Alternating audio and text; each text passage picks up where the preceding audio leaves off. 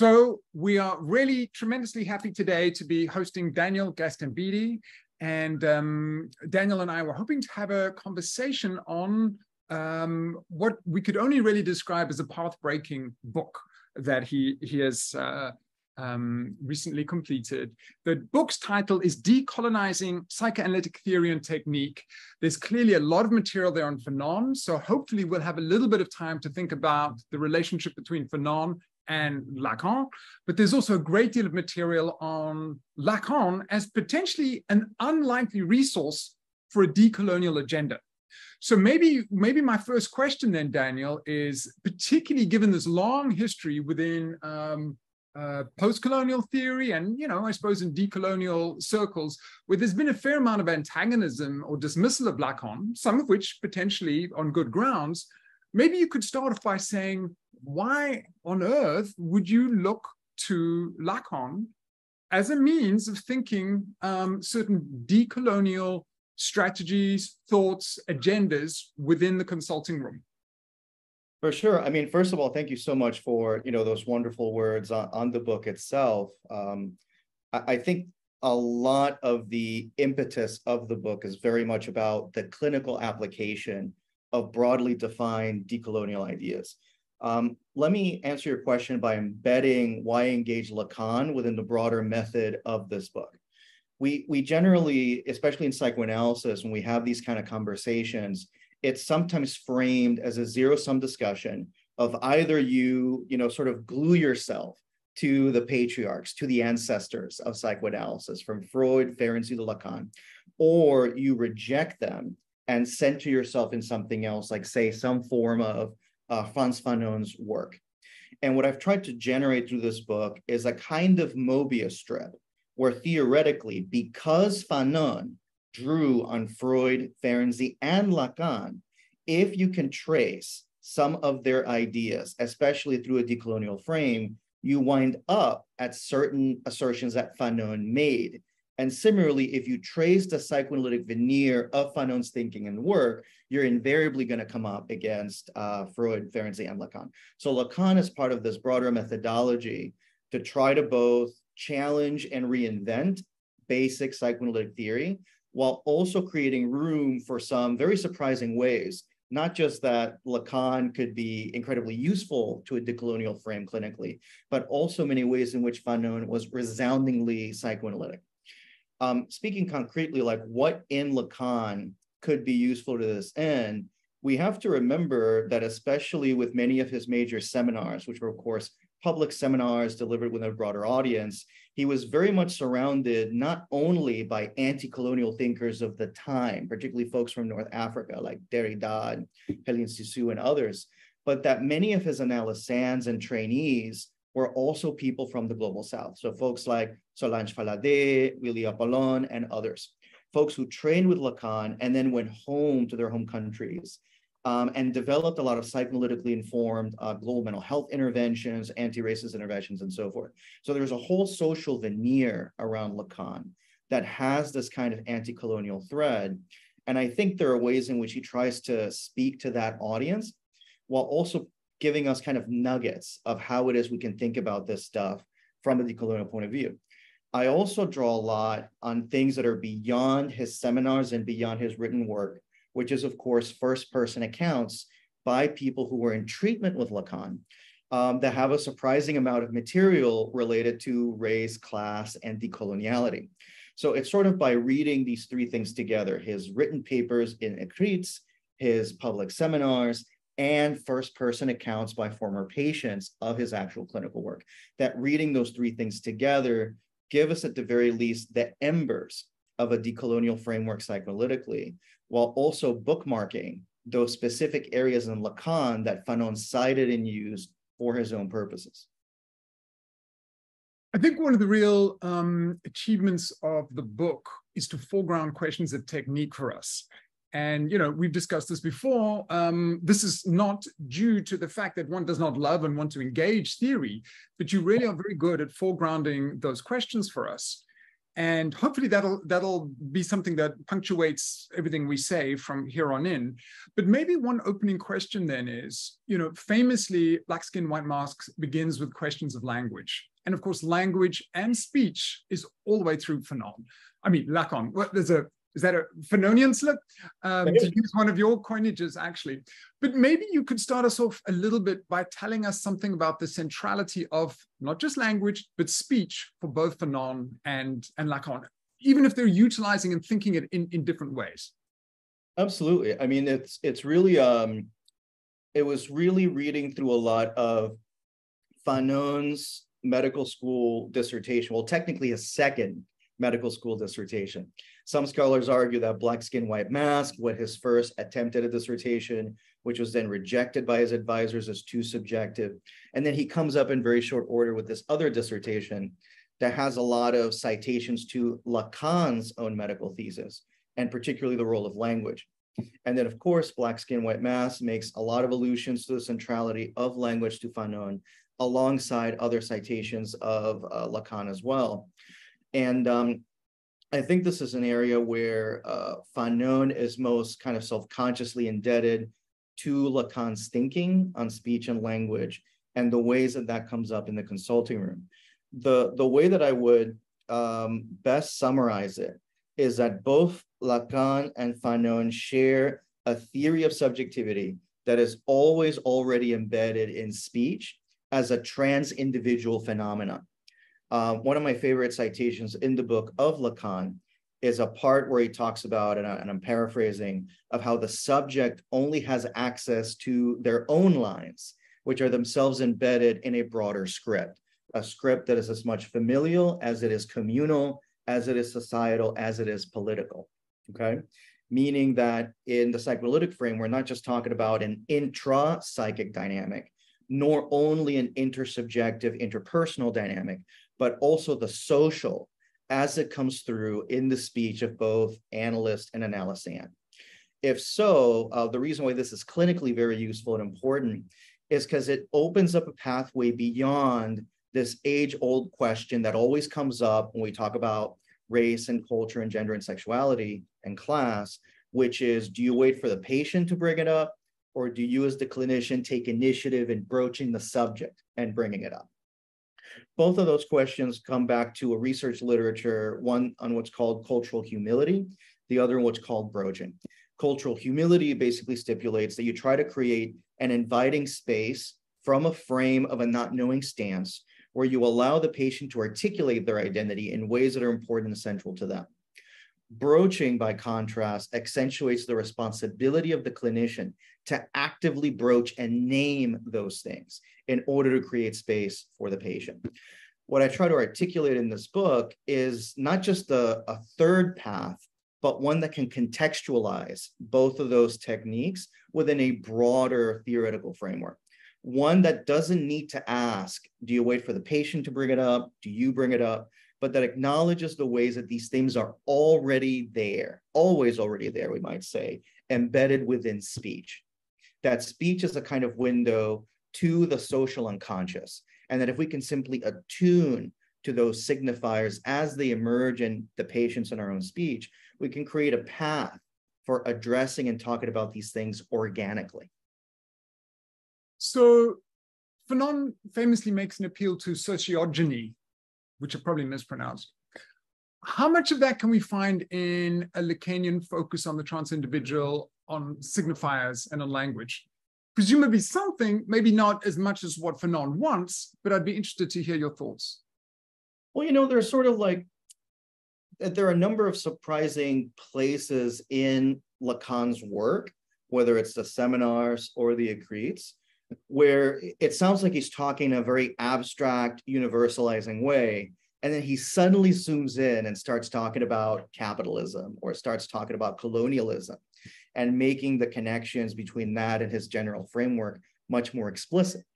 One of my favorite examples of this is when he talks about a series of analyses with patients who are from, at the time, French colonies in Africa, so African countries, in particular, Togo. And he talks about how these medical practitioners who left their countries to come to Paris to go to medical school felt this pressure to articulate their experience in the sort of frame of Oedipal family dynamics. And Lacan could sort of sense that they were doing this in order to impress and to get the approval of their sort of white guru analysts, right? They sort of know that Lacan is the sort of powerful and present person in psychoanalysis at the time. And he's, of course, a French white man in the medical world with all of the weight that that entails. And he makes a very lovely series of connections as to how speech, the symbolic order as an expression of coloniality, exerted this pressure on his patients to try to conform themselves to these European, Eurocentric models of the family. And that part of his work then was to try to return to them or to open space for them to articulate themselves, not in terms of the desire of the other in this case being a kind of white Euro-patriarchal space, but in ways that allowed space for the subject as such, right? So there are a number of places in Lacan, and certainly a number of places in the first person accounts of his patients, where it makes things that in Fanon are more explicit and in Lacan are much more implicit.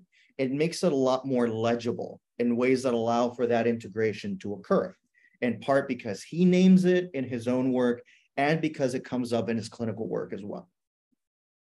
One of the striking experiences of reading your book is that the number of accounts of analysands that had worked with Lacan, when they speak about what the sessions are like and their experiences, it doesn't quite always necessarily seem to perfectly fit with all the theory that we hear about. And it's kind of nice to have that disjuncture.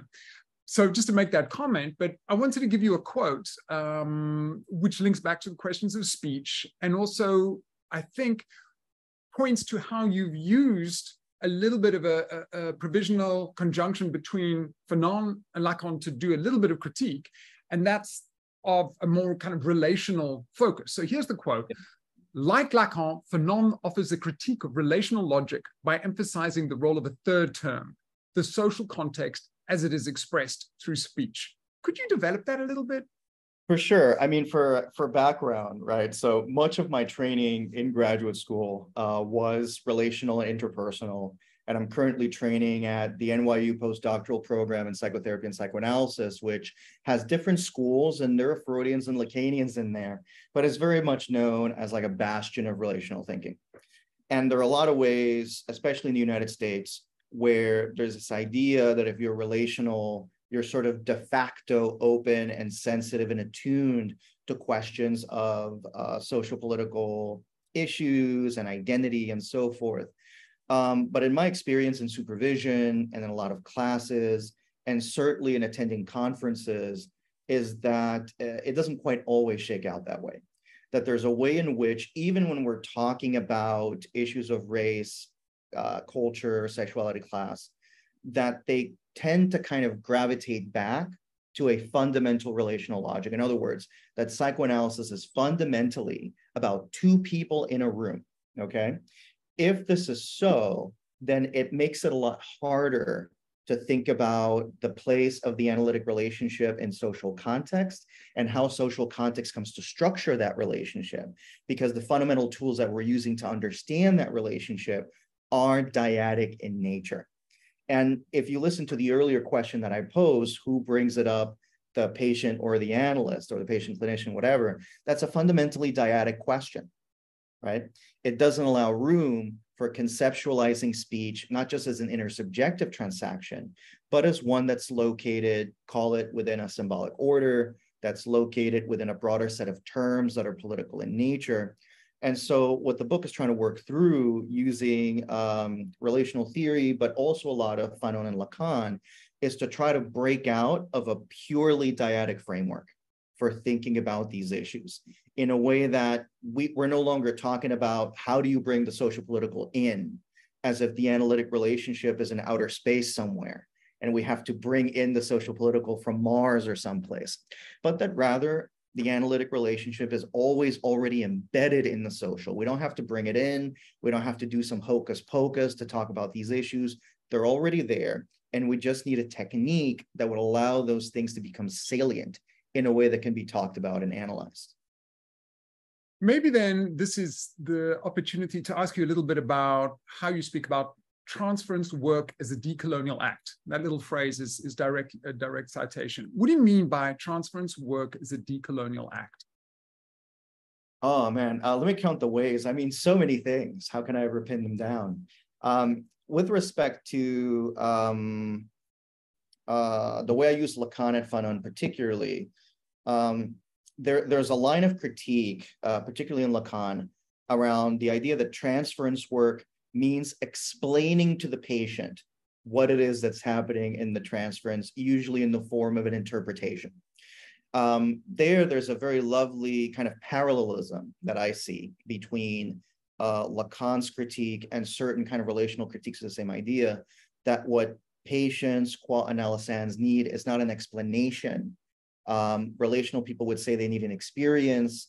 Lacan would say they need an encounter with something that is so outside of their procedural mappings of self and other, their imaginary schemas, their rigidified symbolic associations, something that shakes things up in a way that allows a kind of blank slate to occur within which something else may take place. So Lacan talks about not so much offering patients an interpretation, but the analyst offering themselves as an object to be interpreted by the patient, or more properly, the analysand. It is the analysand who is engaging in the process of interpretation, not just of their own behavior, but of the analyst's behavior in turn. In trying to offer themselves as that object to be interpreted by the patient in this way, and to make an interpretation that is surprising, that has an element of chance, that is jarring, that literally shocks the system, he plays with a number of different terms and metaphors. He doesn't quite get stuck to any one, but they're sort of tools with which he can sort of elaborate on this kind of position of the analyst. In some places, he talks about the distinction between automaton and touché, which he borrows, I think, from Aristotle. The basic idea is that when patients are repeating certain behaviors, they're sort of orbiting a traumatic piece of real. They're both trying to touch it, but also trying to avoid it at the same time. And for that reason, Lacan says the appointment with the real is always missed. What touché symbolizes for Lacan is the reintroduction in a way that is sort of manageably traumatic, in a way, sort of safe but not too safe, as Phil Brombert might say, to introduce a bit of real that again jars the patient out of their habitual ways of being so that something else can come into play. And then later he talks about the symptom in very similar ways in terms of some encounter with what he calls a bit of real. So it's not traumatizing the patient, it's not re-traumatizing them, but them having to wrestle with an experience that has a kind of radical alterity in a sense. In other places, he talks about that manifesting as a kind of no, or the patient providing a kind of resounding no to the intersubjective dance of the imaginary. So again, there's this whole theme around a radical otherness that ruptures habitual ways of being.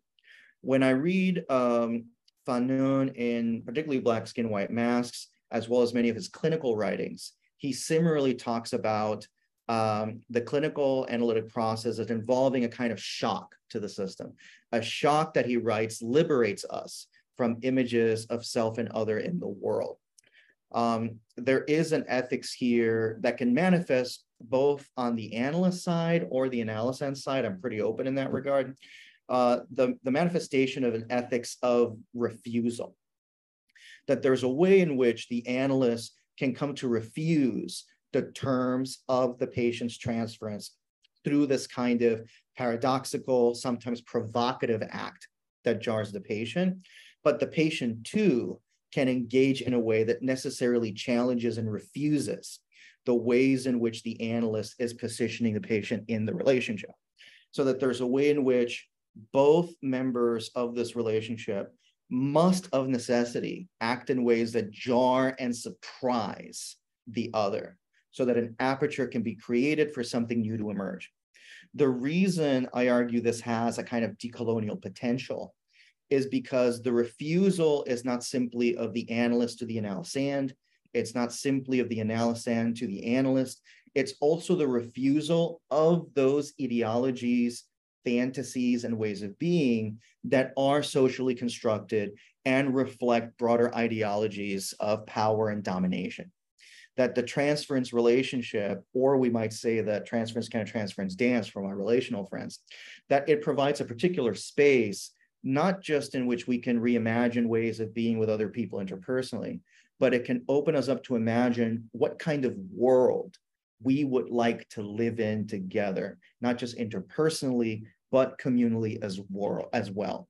That we're not just evoking early childhood fantasies. We're also evoking fantasies about who deserves and who does not, who is human, who is less human, and who is not, who deserves to receive care and who doesn't, in a way that can, again, be kind of shocked and sort of jostled in a way that can allow us to imagine other possibilities.